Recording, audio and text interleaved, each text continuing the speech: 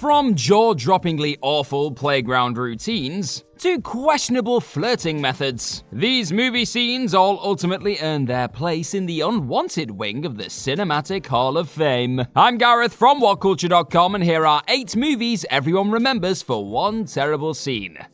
Number 8, Martha! Batman v Superman: Dawn of Justice. Probably best to get this one out of the way early, right? For all the good that Zack Snyder managed to achieve when committing his version of the Caped Crusader to the big screen, bringing us a brooding and broken Bruce Wayne who had been pushed to his limit, the record will always show that Batman v Superman: Dawn of Justice gave us one of the most laughable moments of reconciliation ever to grace cinemas. As the Dark Knight finally finds himself in a position to rid the globe of the Kryptonian terror that is Superman, standing over the Man of Steel with a kryptonite-tipped spear, Kal-El explains that they need to save Martha with his escaping breaths. Confused and taken aback, Ben Affleck's roars of "Why did you say that name?" have become the stuff of movie legend, with his rapid change of heart soon after leaving most in attendance chuckling out of place. BVS is far from a perfect feature from start to finish, but the parts that hit were unfortunately massively overshadowed by ill-judged beats like the one that set Wayne and Clark Kent on a collision course with Doomsday. Number 7, Gobble Gobble Jiggly.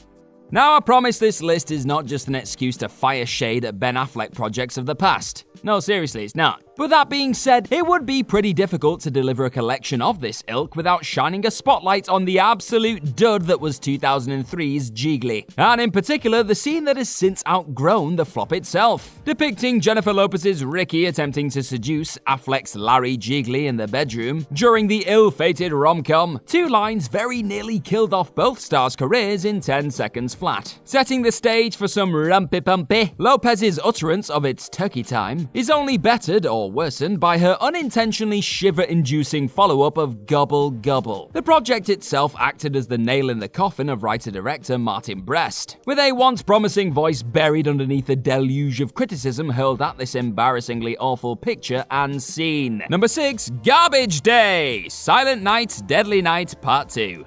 If ever there was a moment that summed up precisely what this list is all about, it's the sight of a gun-wielding nutjob bellowing out a line so awful it soon became the only reason to flick on an 80s slasher sequel next to nobody had even heard of. For those who haven't had the pleasure of taking in Silent Night, Deadly Night Part 2 already, it has to be said that you'll get your money and time's worth out of an otherwise unmemorable offering for Ricky Chapman's meme-making moment alone. Bursting into the frame with pistol in hand after a trash can strategically reveals him lying in wait, the phrase "Garbage Day!" quickly followed by actor Eric Freeman's eyebrows trying to escape his face, and the character shooting up a poor civilian was enough to eventually carve out a place in meme culture for years to come. The chances are the majority of the chuckling folks at home who dropped this glorious beat into a group chat haven't even put themselves through the cult picture, but at least Chapman's chortle and gun gymnastics will always be cherished, even if the scene's origin place will most definitely not be. Number 5, Thrashing in the Pool, Showgirls.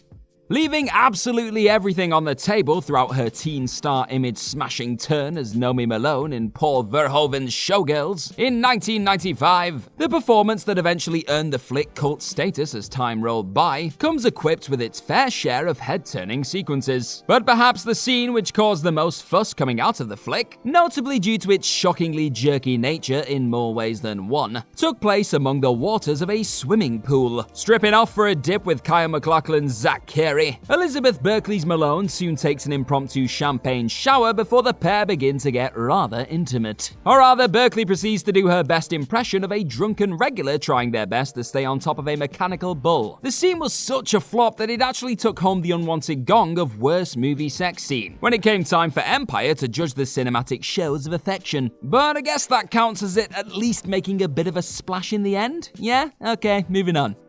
Number 4, Toy Car Tumble, In Time. Unfortunately, not every movie can be blessed with the budget or time to pull off an out-of-this-world stunt that leaves audiences picking their jaws up off the floor midway through a picture. So sometimes ingenious alternatives need to be relied on. Sadly, this next entry doesn't fall into that category in the slightest, as Justin Timberlake's Will Salas and Amanda Seyfried's Sylvia Weiss's vehicle is suddenly upended by some road spikes and sent soaring through the air during In Time, instead of a genuine sports car being thrusted down a hill, what appears to be the least legit-looking miniature in cinema history trickles down a slope, no doubt eliciting fits of unexpected laughter in theaters worldwide. The flick itself isn't actually half bad, with the concept of humans using time as currency after they stop aging at 25 being an intriguing one. So it's just a shame that the only real talking point folks tend to have when discussing this 2011 sci-fi thriller centers around a toy car going for a tumble. Number 3, Too Bad You Will Die, Mortal Kombat Annihilation.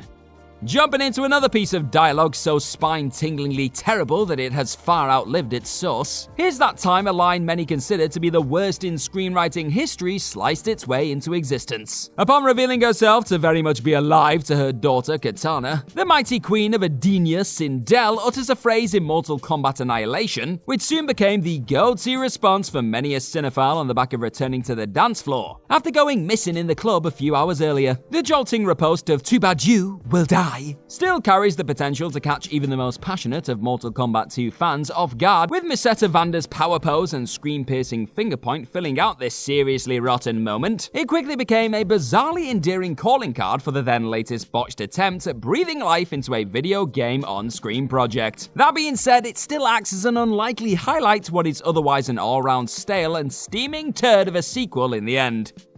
Number 2, Playground Scrap, Daredevil. Now this is the last Affleck entry, I swear. You do seriously have to feel sorry for the eventual Oscar winner though. Every time he gets his hands on a cherished superhero property, the world seems to conspire against him and drop the star right in the middle of some of the most ridiculed sequences of their time. Keeping in this vein, Affleck's first dip into the superhero world back in 2003 played host to what many class as the definitive so bad it's good street fight. After Matt Murdock has creepily stalked Jennifer Garner's Elektra all the way to a playground, the two proceed to juke it out amongst the swings, as you do. Simultaneously de-jacketing in front of an audience of barely engaged children, the combination of campy, cartoonish martial arts maneuvers and equally vomit-inducing one-liners made for a fight scene that all but banished this flick from the worthwhile superhero adventure conversation in one hilariously dumb kick. Sure, it's hardly the only truly dreadful beat the movie has to offer, but it definitely sits as the one that many people point to when they feel like reminding themselves why a Daredevil sequel didn't quickly flip into theaters in the mid-noughties.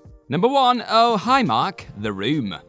Spawning a critically acclaimed biopic based on the creator of the cultural sensation that became The Room, Tommy Wiseau's Holy Pan passion project became the stuff of folklore after attempting to take the world by storm in 2003. And while early responses to the freakishly awful amalgamation of nonsensical plots were less than kind, fans soon began to see the project for what it was, a terribly joyous night out at the cinema. It's hard to land on just one moment that sits as the outright baddest of the bunch in terms of delightfully stinking up the joint. Johnny going full chicken and the instantly iconic "You're tearing me apart, Lisa" are both respectable picks. But to overlook the quickest gear change in cinematic history would be a rookie error. Storming onto the rooftop with all the venom that could be conjured up when revealing that Johnny did not hit her, he did not. Wiseau's shift to acknowledging his pal Mark waiting for him in the locale has wiggled its way into just about everyone's unsuspecting lives at one point or another. It may not have been the legacy Tommy was looking for, but this room sure won't be forgotten anytime soon. Oh, and hi Mark.